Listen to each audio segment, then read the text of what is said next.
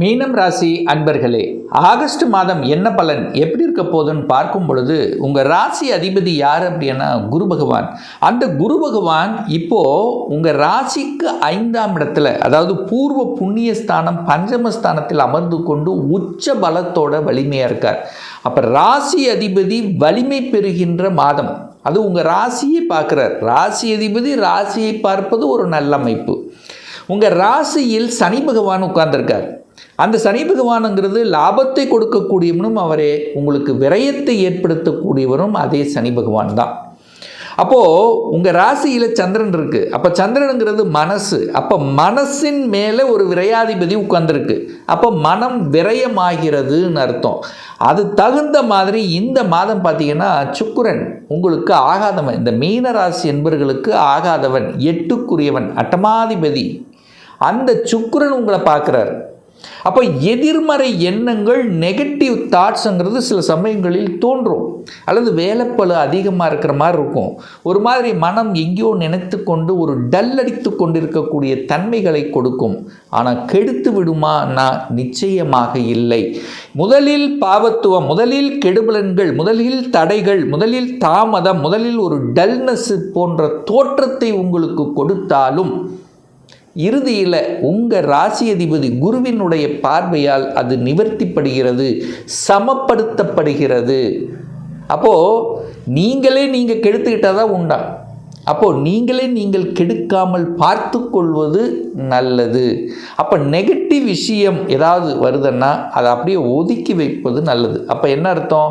ஒரு வம்பு வழக்கு, ஒரு கோர்ட்டு கேஸு, அல்லது கோபப்படுத்துதல், உங்களை ஆக்ரோஷப்படுத்தக்கூடிய செயல்பாடுகளை தூண்டுதல், ஸோ இதெல்லாம் அந்த மாதிரி இல்லை, கடன் தன்னுடைய கெப்பாசிட்டிக்கு மேலே வாங்குறது, ஸோ இதெல்லாம் இந்த மாதிரி நெகட்டிவ் விஷயத்தை மட்டும் அவாய்ட் பண்ணுறது ரொம்ப நல்லது இந்த மீனராசி அன்பர்களுக்கு. சார், பொருளாதாரம் எப்படி சார் இருக்க போகுது இந்த மாதம்? 2ஆம் அதிபதியை பார்க்கணும், 2ஆம் இடத்தை பார்க்கணும். 2ஆம் அதிபதி யார்? செவ்வாய் பகவான். அவர் எங்கே இருக்கார்? 4ஆம் இடமான சுகஸ்தானத்தில் தான் உட்கார்ந்துருக்கார். பொதுவாக பொருளாதாரம் குரு தான், தனவன்னாலே குரு தான். குரு உச்சமாக இருக்குது, அது உங்களை பார்க்குது. பணம் உங்களை பார்க்கிறது. அப்போ உங்களை நோக்கி பணம் வந்து கொண்டிருக்கிறது. சுக்கிரன் கையிருப்பு பாருங்க, அவர் நேராக உங்களை பார்க்குறார். அப்போ பணம் கொடுக்கிறது, பணம் வருகிறது. பட் பணத்தை கையாளுகின்ற விஷயத்தில் மட்டும் கொஞ்சம் கவனம், எச்சரிக்கையோடு செயல்படணும் என்பதையும் ஞாபகத்தில் வைத்து கொள்ளுங்கள். இந்த கோபப்படுறது, ஆக்ரோஷப்படுவது, ஏன்னா குடும்பம் சார்ந்த விஷயத்தில், அதாவது ஒரு கருத்து வேறுபாடுகள் வருவது, கொஞ்சம் அதெல்லாம் கம்ப்ளீட்டாக அந்த கருத்து வேறுபாடு, ஒரு ஈகோ, ஸோ இந்த மாதிரி இந்த விஷயங்களுக்கெல்லாம் போகக்கூடாதுங்கிறத மைண்டில் வச்சுக்கிட்டாலே போதும். 4ஆம் அதிபதி 4ஆம் இடத்திலேயே ஆட்சி பலத்தோட ஸ்ட்ராங்காக உட்கார்ந்துருக்கார். அப்போ 4ஆம் இடம் சுகஸ்தானத்தை வலுப்படுத்தக்கூடிய அமைப்புகள் ஒரு சில மீனராசி என்பவர்களுக்கு கண்டிப்பாக ஏற்படுத்தும். சார், இடம் வாங்கலாமா, நிலம் வாங்கலாமா? தாராளமாக வாங்கலாம். வாங்குவதற்கு எந்த தடையும் இருக்க போவதில்லை. ஆனால் என்ன, உங்களுக்கு இப்போது 7ரை சனியில் ஜென்ம சனியாக இருக்கிறதுனால கொஞ்சம் நிதானம், பொறுமை அவசியம். ஒரு இடத்த வாங்கினா கூட அந்த இடத்துல ஏதாவது வில்லங்கம் இருக்கா, ஏதாவது பிரச்சனை இருக்கா அப்படிங்கிறத தீர விசாரித்து வாங்குவது சிறப்புங்கிறத மட்டும் ஞாபகத்தில் வச்சுக்கோங்க. ஏன் இதை சொல்கிறேன்னா, உங்கள் மனதை சந்திரன் உங்கள் மனதை மறைக்கிறது. ஒரு இருட்டு கிரகம், சனிங்கிற இருட்டு கிரகம் உங்கள் ராசியின் மேலே உட்கார்ந்துருக்கார். அப்போ உங்கள் மனசை மறைக்குது, உங்கள் எண்ணத்தை மறைக்குது, உங்கள் சிந்தனையை மறைக்குது, உங்களை தூண்டு வைக்கிறார். ஸோ இங்கே மட்டும் கொஞ்சம் ஒரு புள்ளி வச்சு ஒரு கோலம் போடணும். எந்த ஒரு புதிய விஷயத்தை செய்தாலும் ஒரு தடவைக்கு 2 தடவை யோசிக்கணும் அப்படிங்கிறத ஞாபகத்தில் வைத்தாலே போதுமானது. 5ஆம் இடத்தில் குரு பகவான் உச்சமாக உட்கார்ந்துருக்கார். குரு உச்சம். அப்போ குழந்தைகள் நன்றாக படிக்குமா? நன்றாக படிக்கும். என்ன கொஞ்சம் அலைச்சல் திருச்சல் இருக்கும், பட் படிக்கிற விஷயத்தில் நல்லாவே இருக்கும். குரு வலிமையாக இருக்கிறது. குழந்தை படிப்பு நன்றாக இருக்க போகிறது. சின்ன சின்ன தடைகள், குழப்பங்கள், அதாவது இந்த மீனராசி என்பவர்களுக்கு இந்த குழப்பம்ங்கிறது இருக்கும். கடைசியில் வெற்றி. முதலில் தடை, தாமதம், பிரச்சனை, இது கிடைக்குமா அது கிடைக்காதா? இப்போ +2 முடிச்சிருப்பீங்க, இந்த கோர்ஸ் போகுது, கவுன்சிலிங் போகுது, இந்த கோர்ஸ் கிடைக்குமா கிடைக்காதா? முதலில் ஒரு பயத்தன்மை, அப்படி அதை நினைத்து ஒரு ஒரு என்ன சொல்கிறது, இது கிடைக்குமா கிடைக்காதா அப்படிங்கிற ஒரு பயத்தோடு செல்லும். கடைசியில் பார்த்தா கிடைச்சிரும், அவ்வளோதான்.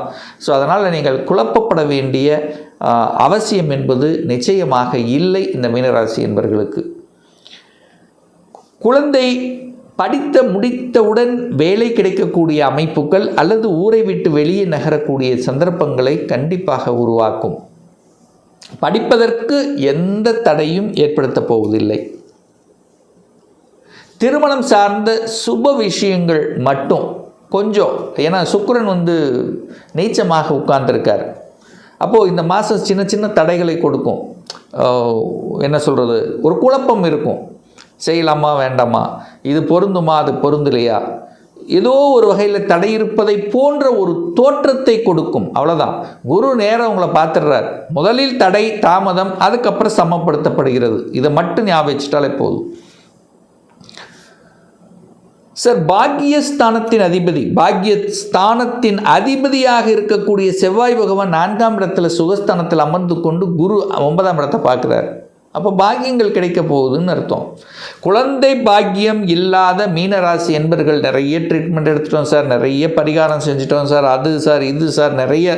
இந்த மாதம் குழந்தை பாக்கியத்துக்கான அமைப்புகள் சிறப்பு பெறுகிறது. என குழந்தை காரக கிரகம் உச்சமாக இருக்கிறது. அது பாக்கியஸ்தானத்தை பார்ப்பது ஒரு அற்புதமான ஒரு அமைப்பு. அதுவும் உங்களுக்கு இன்னும் நான் ரொம்ப ஸ்ட்ராங்காக சொல்லணும்னா 5ஆம் இடம் என்பது குழந்தை ஸ்தானம். அந்த ஸ்தானத்துக்கு பாக்கியத்தை கொடுக்கக்கூடியவன் யார் அப்படின்னா குரு பகவான். 5ஆம் இடத்துக்கு 9ஆம் இடம் அப்படின்னா எங்கே வரும்? 5லிருந்து நீங்கள் எண்ணி வரும்போது 9ஆம் இடம் என்ன? உங்கள் ராசியாக வரும், உங்கள் லக்னமாக வரும். அந்த அதிபதியாக இருக்கக்கூடியவன் யார்? குரு பகவான். அவர் உச்சமாக இருக்கார். அப்போ கண்டிப்பாக மீன ராசி என்பவர்களுக்கு குழந்தை பாக்கியம் கிடைத்து அதன் மூலமாக மனதில் சந்தோஷத்தை கொடுக்கக்கூடிய அமைப்பு பரிபூர்ணமாக இருக்கிறது இந்த மீனராசி என்பவர்களுக்கு. சார், 10க்குரியவன் தொழில் சார்ந்த விஷயங்கள் எப்படி சார் இருக்கும்? 10க்குரியவன் எங்கே இருக்கார்? உச்சமாக இருக்கார், வலிமையாக இருக்குது, தொழில் வலிமையாக இருக்குது, கரெக்டு. ஆனால் நீங்கள் கெடுத்துடக்கூடாது. இங்கே என்னென்ன அர்த்தம்னா, நீங்கள் கெடுத்துக்கொள்வீர்கள், அல்லது உங்களை டெம்ட் ஏற்றுவாங்க, உங்களை கோபப்படுத்துவாங்க, ஆக்ரோஷப்படுத்தப்படுவாங்க. ஏன்னா சனி வக்ரமாக உட்கார்ந்துருக்கார். இல்லை நீங்களுமே நிதானம் இல்லாமல் கோபப்பட்டு ஆக்ரோஷப்பட்டு வேலையை ரிசைன் பண்ணுவது. ஸோ இந்த மாதிரி விஷயங்கள் கண்டிப்பாக கூடாது. பொறுமை நிதானம் என்பது மீனராசி என்பவர்களுக்கு மிக மிக முக்கியம் என்பதை ஞாபகத்தில் வைத்துக் கொள்ளுங்கள். சார், எனக்கு வேலை நல்லதாக இருக்குது சார், எனக்கு எந்த பிரச்சனை இல்லை என்று சொல்லக்கூடிய மீனராசி என்பவர்கள் இப்போது ஆழமாக மனதில் பதிய வைத்து கொள்ள வேண்டும். இப்போ தான் கொஞ்சம் இடைஞ்சல் உங்களுக்கு வரும், எதையோ ஒன்று சொல்லி டெம்ட் ஏற்றுவாங்க. ஸோ மீனராசி என்பவர்கள் பொதுவாக இந்த காலகட்டத்தில், இந்த ஜென்ம சனி காலகட்டத்தில் வேலையை மட்டும் அவசரப்பட்டு ஆக்ரோஷப்பட்டு விட்டுவிடக்கூடாது அப்படிங்கிறத ஸ்ட்ராங்காக மைண்டில் வச்சுக்கோங்க. அப்படியும் மாறணும் அப்படின்னு நீங்கள் ஆசைப்படுகிறீர்கள் என்றால் இன்னொரு வேலையை அமைத்து கொண்டு தான் மாறணும். என் நண்பர் வாங்கி கொடுத்துருவார், அதை செய்வேன், இது செய்யணும், எதையும் நம்பக்கூடாது. இன்னொரு அப்பாயின்மெண்ட் ஆர்டர் வாங்கிட்டு தான் மாறணுங்கிறத ஆழமாக மனதில் பதிய வைத்து கொள்ளுங்கள். சார், ப்ரமோஷன் கிடைக்குமா? எனக்கு ஏன் கிடைக்காது? தாராளமாக கிடைக்கும். 6ஆம் அதிபதி 6ஆம் இடத்திலேயே ஆட்சி பலத்தோட வலிமையாக இருக்கார். உயர் பதவிகள் கிடைக்கும், ப்ரமோஷன் கிடைக்கும். எனக்கு கொஞ்சம் டென்ஷனாக இருக்கும், ஒரு ப்ரெஷர் இருக்கும், வேலைப்பளு அதிகமாக இருக்கும், அவ்வளோதான். அப்போ ப்ரமோஷன் கொடுப்பதற்கு எந்த தடையும் இல்லை மீனராசி என்பவர்கள். இடமாற்றம், ப்ரமோஷன், நோ, எந்த தடையும் இல்லை.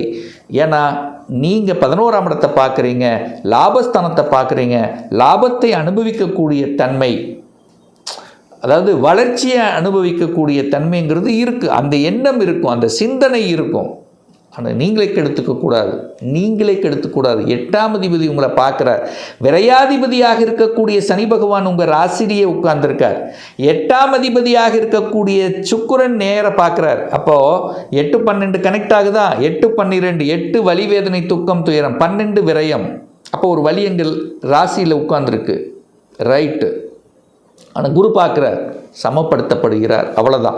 ஸோ டென்ஷன் ஆக வேண்டிய அவசியம் இல்லை.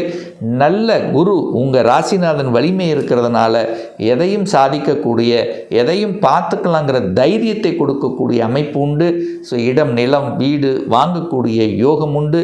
ஒரு நல்ல பாக்கியம் கிடைக்கக்கூடிய அம்சமும் இந்த மீனராசி என்பவர்களுக்கு நிச்சயமாக கிடைக்கப்பெறுங்கிறதுல மாற்று கருத்து கிடையாது. ஒரு துல்லிய பலன் 2026 எப்படி இருக்க போகுது? உங்களை பற்றி தெரிஞ்சுக்கணும். வேலையா தொழிலா? வேலைன்னா எப்போ ப்ரமோஷன் கிடைக்கும்? தொழில்னா எப்போ சொந்த தொழில் செய்வதற்கான கொடுப்பினை இருக்குது? திருமணம் தடைப்பட்டு கொண்டே இருக்குது. எப்போ சார் திருமணம் நடக்கும்? எப்போ தான் நமக்கு குழந்தை பாக்கியம் கிடைக்கும்? எப்போ இடமாற்றம்? எப்போ நான் வீடு கட்டுவேன்?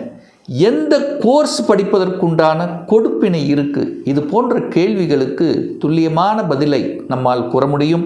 ஒரு பர்சனல் கன்சல்டேஷன் எடுத்துக்கணும், ஒரு சுயஜாதகம் பார்க்கணும் என்று விருப்பப்படக்கூடிய அன்பர்கள் டிஸ்பிளே தெரியக்கூடிய நம்பருக்கு வாட்ஸ்அப் மூலியமாகவோ ஃபோன் கால் மூலியமாகவோ தொடர்பு கொண்டு நேரடியாகவோ அல்லது ஆன்லைன் மூலமாகவோ அப்பாயின்மெண்ட் பெற்றுக்கொண்டு கன்சல்டேஷன் எடுத்துக்கலாம். நம்மளுடைய அலுவலகம் மேட்டுப்பாளையம், அதாவது கோயம்புத்தூரிலிருந்து மேட்டுப்பாளையம் செல்லும் வழியில் வெள்ளக்கிணர் பிரிவு அன்னபூர்ணா ஹோட்டலுக்கு பக்கத்தில் அமைந்துள்ளது. பிரியர் அப்பாயின்மெண்ட் வாங்கிட்டு நேரடியாக கன்சல்டேஷன் எடுத்துக்கலாம்.